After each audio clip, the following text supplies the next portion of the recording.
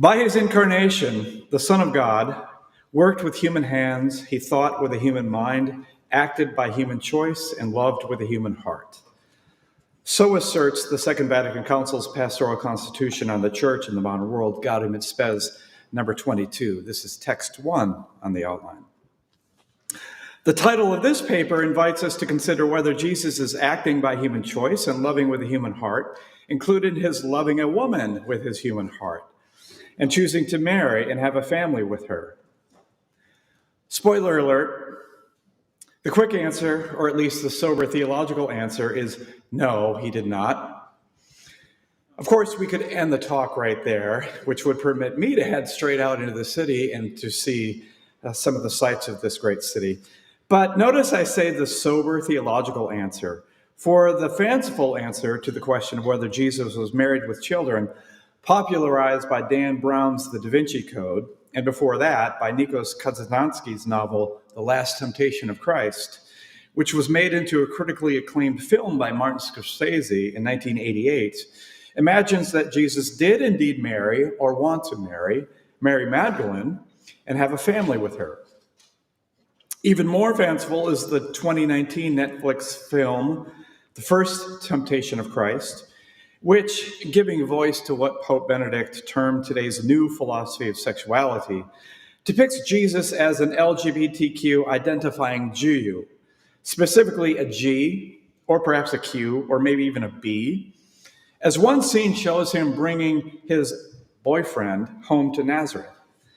And this, no matter the harsh criticism and censure of homosexual conduct, is a toeva, abomination, in Leviticus 18:22 and 20:13.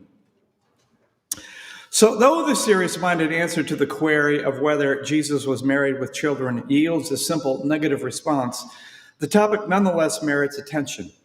Not so much to respond to the silly imaginings of the Dan Browns and Martin Scorseses as to give wider theological consideration of Christ's full humanity.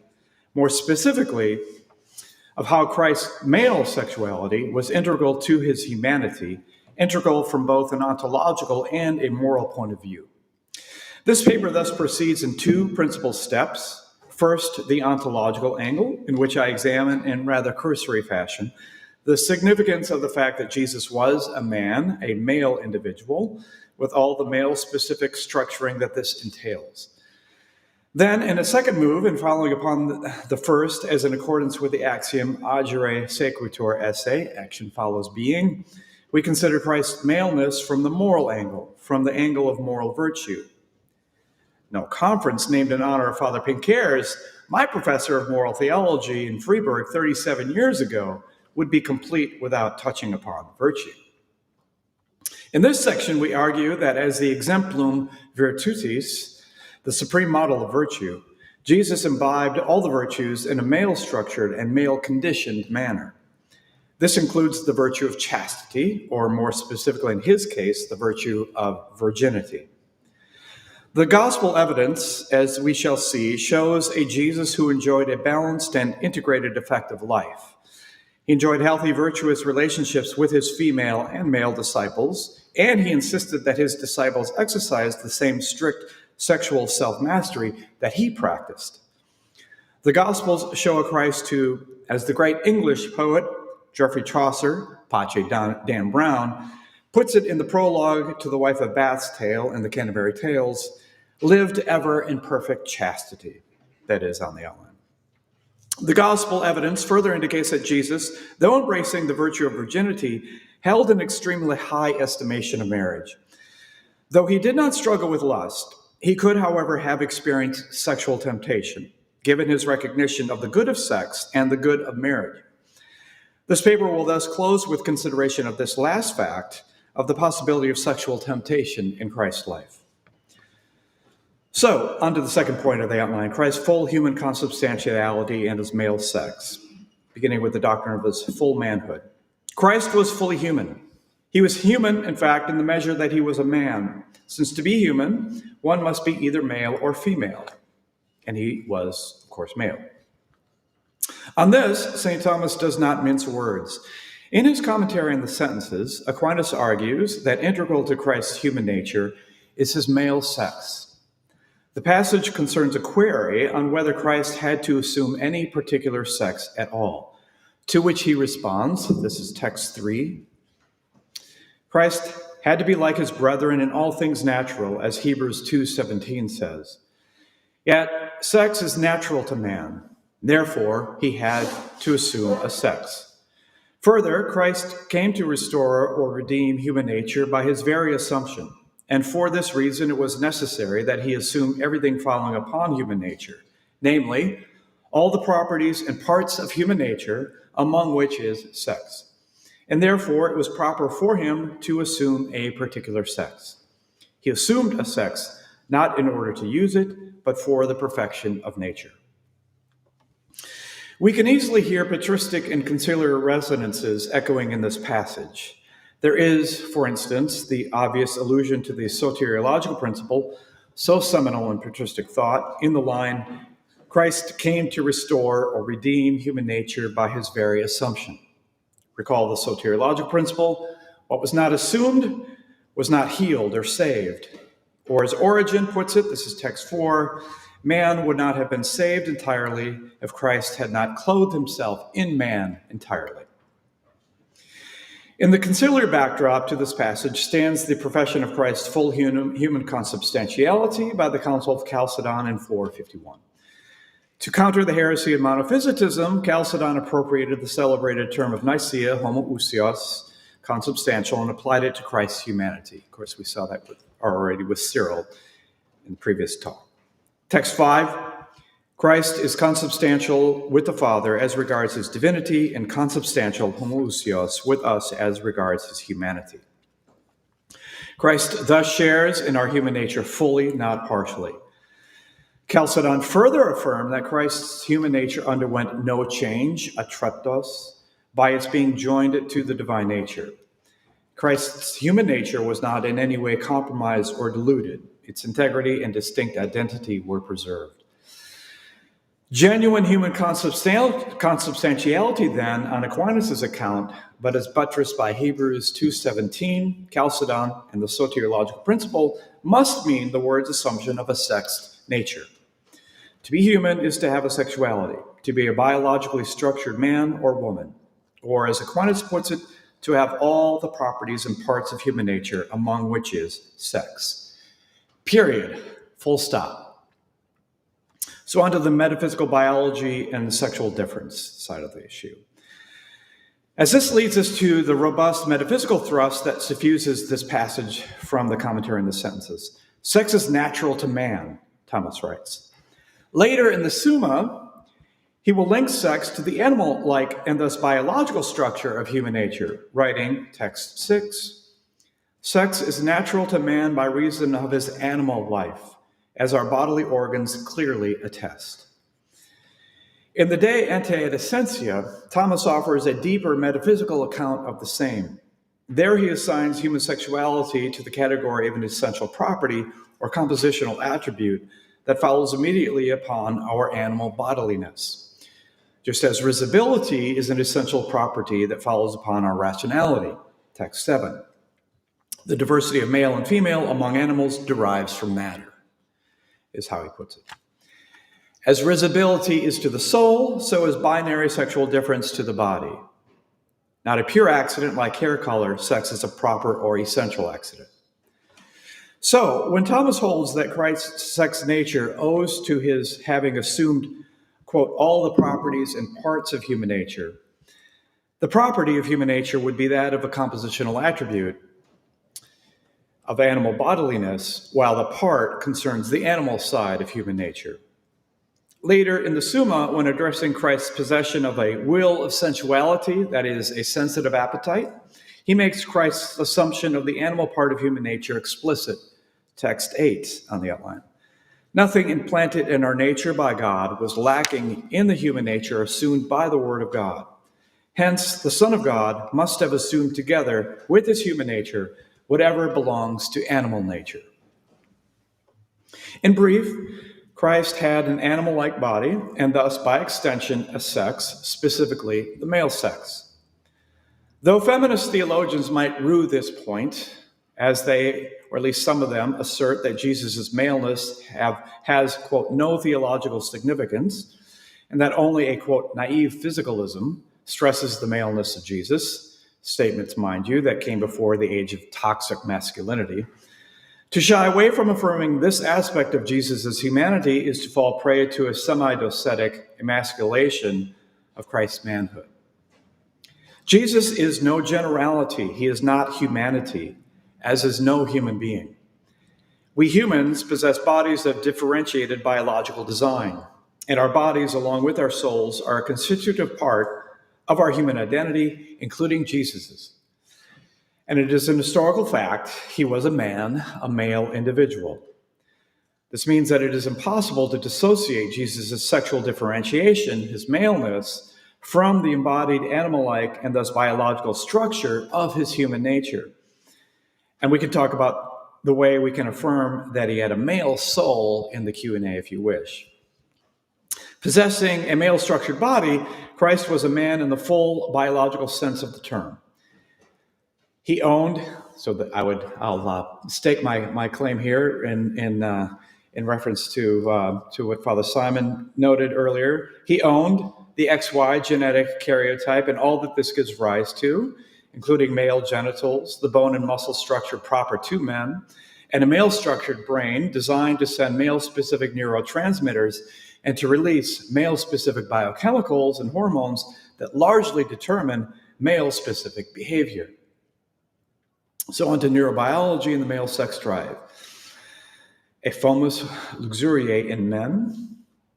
I affirm this latter in light of the emerging field of neurobiology, which has uncovered structural differences between the male and female brains.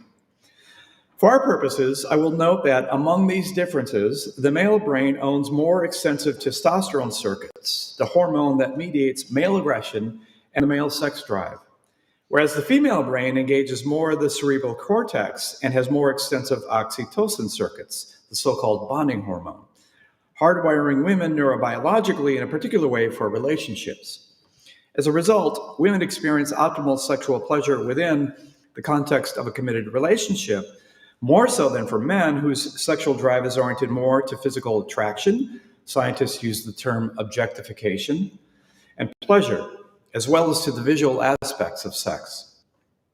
Psychological research confirms this latter fact, as studies show that men display a stronger sex drive than women, are more motivated to pursue sexual opportunities, they exhibit a decidedly greater willingness to engage in casual sex, and they are much more prone to sexual pathologies and sexually deviant behavior. The current epidemic of pornography, largely a male problem, gives one telling witness of this. Certainly, there is more at play here than simple neurobiological structuring. Indeed, nature on its own, inclusive of neurobiological design, with God as its author, cannot incline to sin. It is fallen nature that inclines to sin. And here I'm speaking specifically of concupiscence and the fomus peccati, the so-called affective spark to sin, to advert to scholastic verbiage. There's little doubt that concupiscence and the fomus peccati have compounded and stoked the male neurobiological wiring for sexual attraction and pleasure, and thus account for the disordering of the male sex drive, enough that we can speak of a veritable fomes luxuriae, an effective spark to lust that is characteristic of the male fallen condition. The male neurobiological predisposition to physical attraction, to objectification, and to seeking sexual pleasure becomes, as a consequence of original sin, a condition of lying in wait, thus a spark, a fomes, to lust. That is a spark that can stoke or rouse and thereby exacerbate this male neurobiological predisposition. The upshot from this is that what men, generally speaking, must master and control in a particular way, certainly more so than women, are sexual appetites and aggressive impulses. Men are particularly prone to a disordered use of their sexual desires and thus face a distinct challenge in being chaste, that is, in mastering and rightly ordering their sex drive. Lust emerges as an especially male problem. So with this in the backdrop, and having established the ontological fact that Christ owned a male sex nature, let us turn formally to the moral angle and consider how Christ mastered his sexuality in a male conditioned or male specific way. That is, let us consider how he integrated his male sexual design into his life of perfect virtue. So, Christ's perfect interior mastery of his sexuality. First, Christ as exemplum castitatis. Since Christ had a male-structured brain, we must affirm that in him, the typical male neurobiological predisposition to physical attraction and pleasure and to the visual aspects of sex. Natural biological design, essential to human nature and thus to Christ's humanity, demands as much. Yet natural biological design is one thing, debilitated fallen nature another, and Christ, of course, was sinless. This means he was exempt from concupiscence in the fomes peccati, and by extension, the fomes luxuriae. On this, Thomas is unambiguous. Text 9. Since the virtues were in their highest degree in Christ, the effective spark to sin, the fomes peccati, was nowise in him. Spared concupiscence in the fomes, and thus similar to Adam before the fall, Christ was, as a result, not, quote, troubled by the passions of the soul and the desires of the flesh, to quote the Second Council of Constantinople in 553. This is text 10.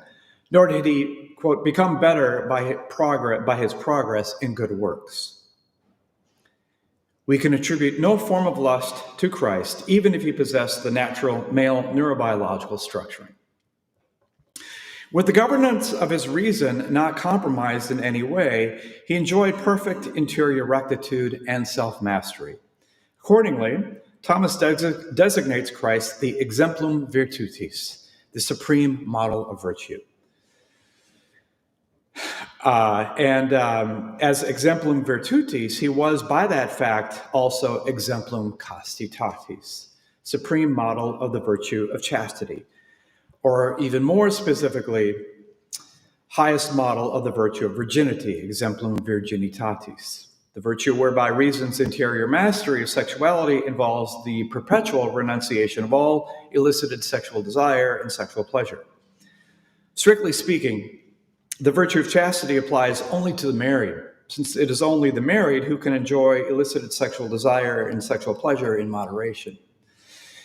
In usual parlance, however, chastity signifies general, across-the-board self-mastery of one's sexuality, whether married or unmarried, and that is how I use the term here in reference to Christ. So if we do a bit of a Thomistic deep dive into what it means to say that Christ enjoyed perfect interior rectitude and self-mastery of his sexuality in the form of chastity, we can say the following. The foundation lies in the fact that human sexual design provides the basis of an inbuilt natural inclination that we share in common with animals. Aquinas terms this the inclination to sexual intercourse, procreated by its nature, and to the rearing of offspring. Ontologically speaking, this inclination is expressive of a natural appetite for sex, of a natural sex drive, similar to our natural appetite for food, recognizable when we grow hungry, whether or not there are objects of food before us.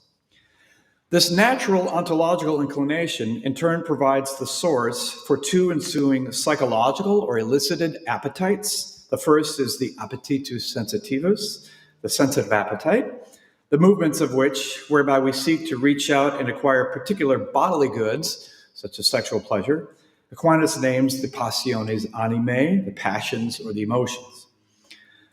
The rational appetite, the will, marks the second elicited appetite. The movements of the sensitive appetite, the passions, are taken up into the rational dimension of human life, inasmuch as reason and will finalize them and integrate them into the proper human good, making them rational by participation. That's the phrase of Aquinas, which he draws from Aristotle. Moral virtue accomplished this very task. Text 11. Moral virtue perfects the appetitive part of the soul by directing the passions or emotions to the good defined by reason. There are various passions, of course, including those of a sexual sort, desire and pleasure, expressive of the natural sexual inclination. These provide the proper matter of the virtue of chastity. So what begins at the animal ontological level of human nature, biological sexual inclination, becomes humanized through the virtue of chastity. Sexual biological design and inclination burgeon into moral excellence, specifically in the form of chastity. So let us now turn to the gospel witness and consider Jesus' chaste interactions with women in their accounts. The note to sound here is that the Gospels offer a rather detailed and striking portrait of how Jesus treated and interacted with women.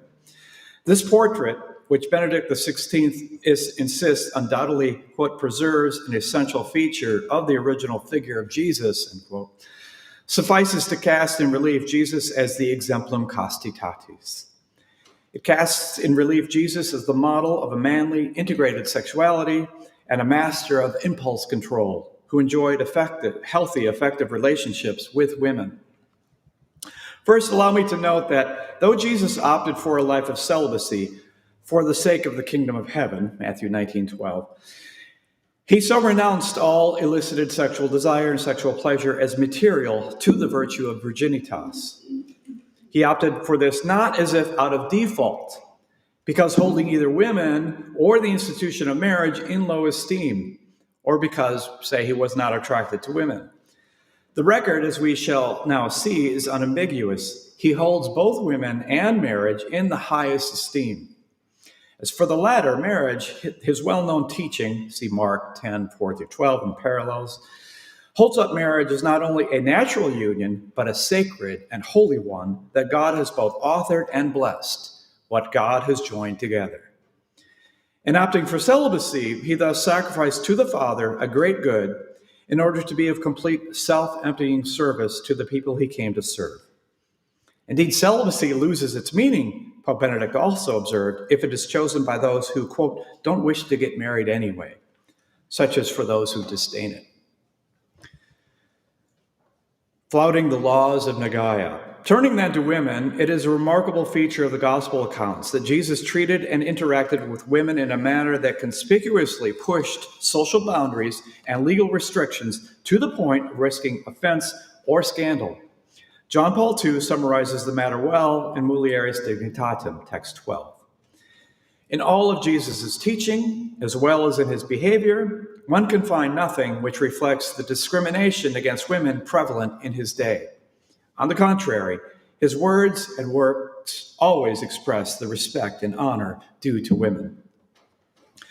The discrimination against women to which John Paul alludes, at least as regards sexual propriety, is summed up well in the ancient Jewish laws of Nagaya, laws which stipulate how men and women should interact with each other.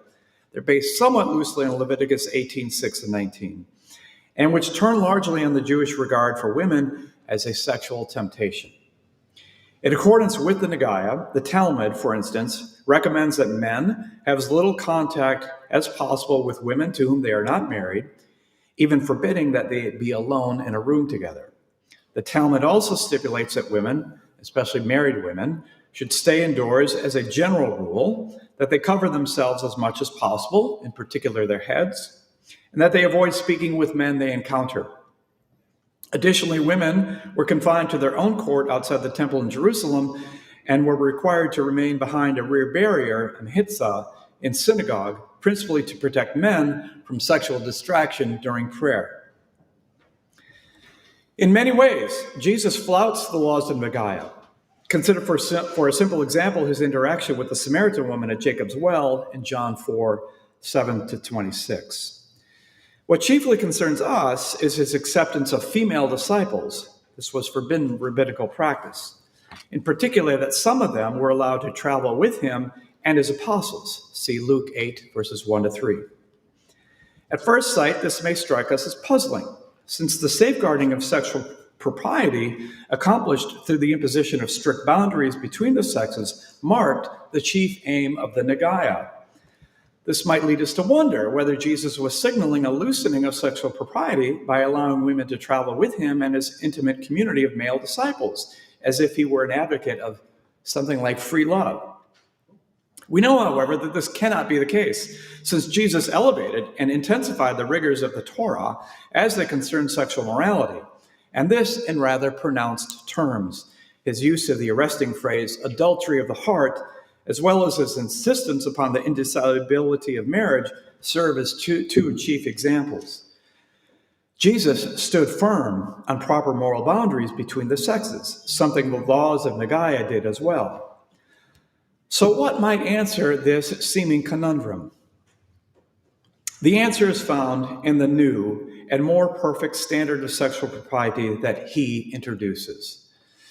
By enjoining his disciples to discipline their sexual impulses and to cease looking upon persons as objects of sexual self-gratification, Jesus promotes a moral standard that imposes not stringent external constraint, but strict internal self-governance. In other words, Jesus favors the practice of chastity. He favors a sexual self-governance that pervades or integrates our entire being, one which moves from the inside out, from internal thoughts and desires to external bodily action. Text 13, what comes out of the mouth proceeds from the heart, and this is what defiles a man. Matthew 15:18. In this connection, Aquinas holds up the regulation of internal acts as a defining feature of New Testament morality. Text 14. The new law of the gospel surpasses the old Mosaic law, he writes, since the new law directs our internal acts. Hence the saying by Peter Lombard that the old law curbs the hand, but the new law curbs the soul. Merely dwelling on external action, curb the hand, the Nagaya failed to target the proper source of moral action, curb the soul, and thereby prove insufficient. That the Nagaya, predicated on the view that women are a sexual temptation, do this in an excessively restrictive and rigid fashion explains why Jesus prefers to break with them.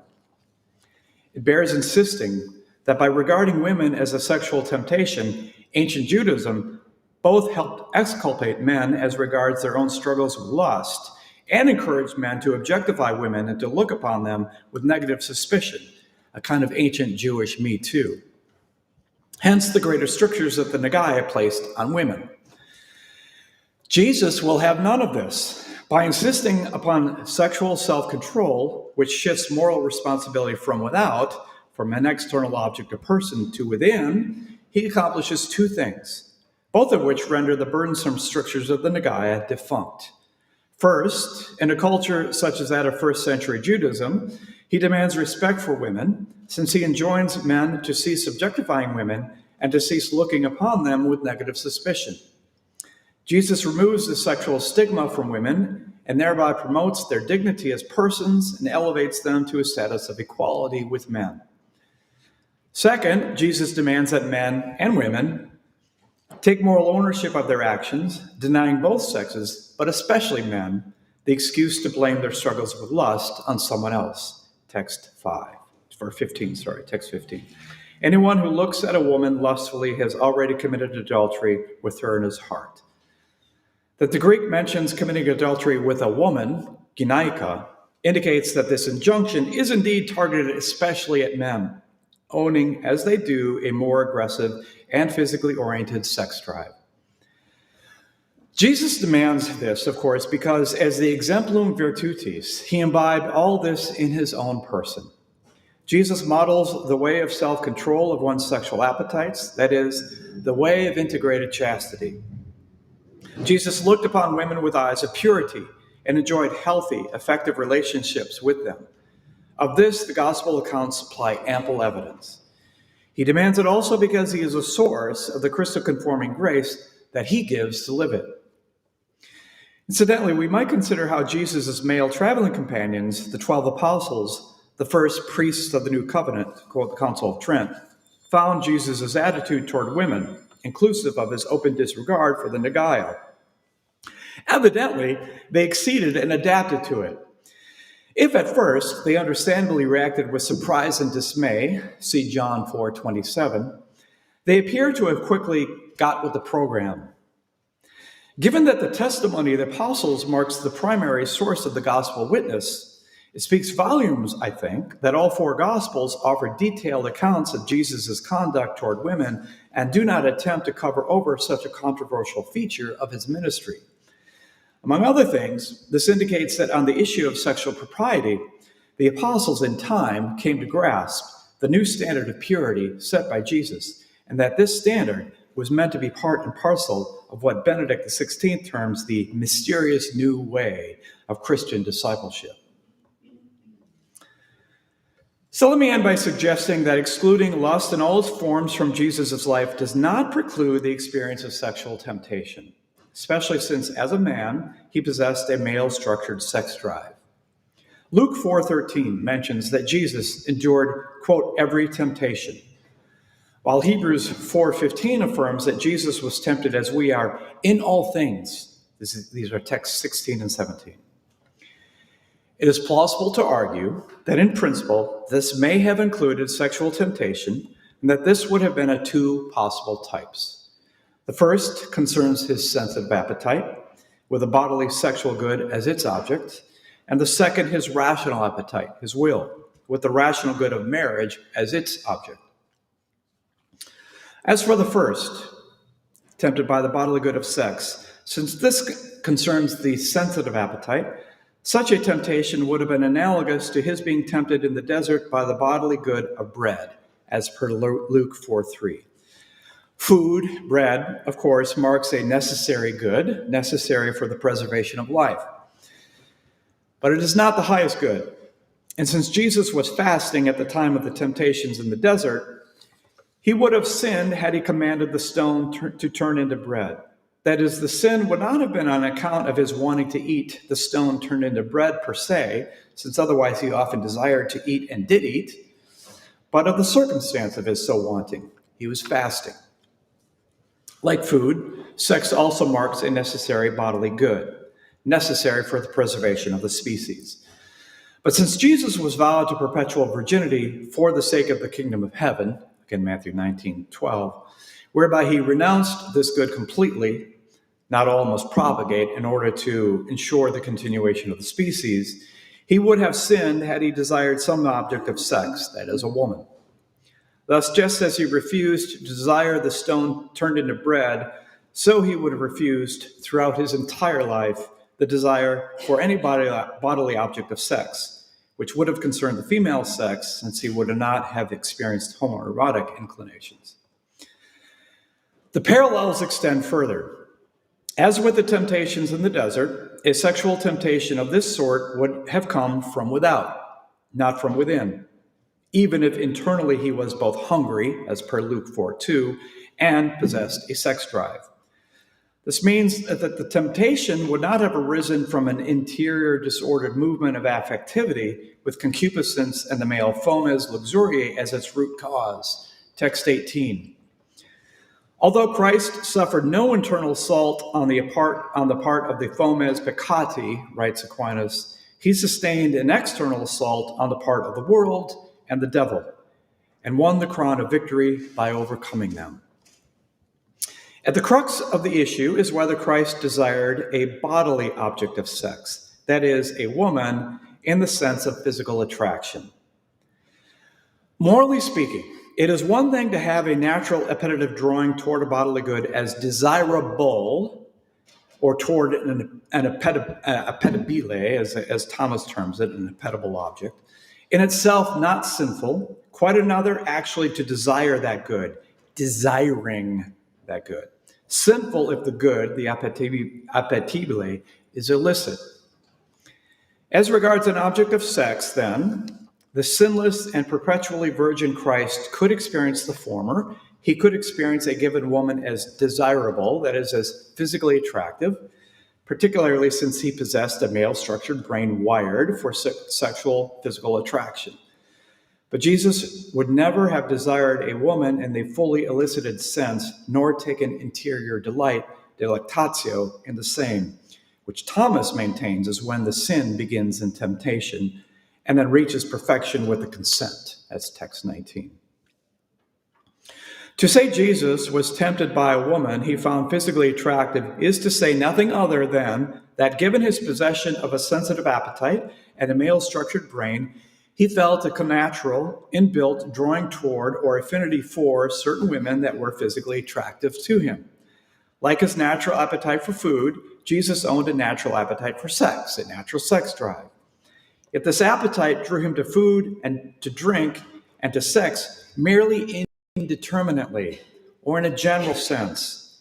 His sensitive appetite then sought to make his natural appetency determinate by drawing him to specific bodily objects, like a cup of quality wine or an attractive woman, not simply to food and drink or to sex in general. If his natural appetite for sex provided the ontological ground for the possibility of his being sexually tempted, he could only be tempted by a specific sexual object, that is, by a woman that was attractive to him. Tempted, in other words, at the psychological level, at the level of the sentient powers of his soul, through his sensitive appetite.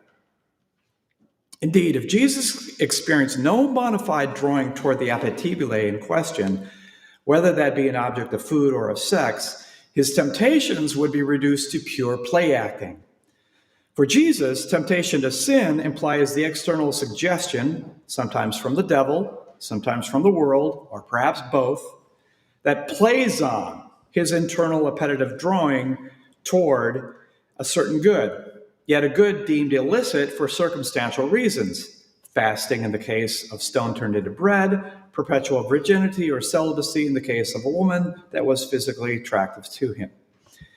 It would have been sinful had he taken delight in and desired it, thereby violating his perfect chastity, virginity.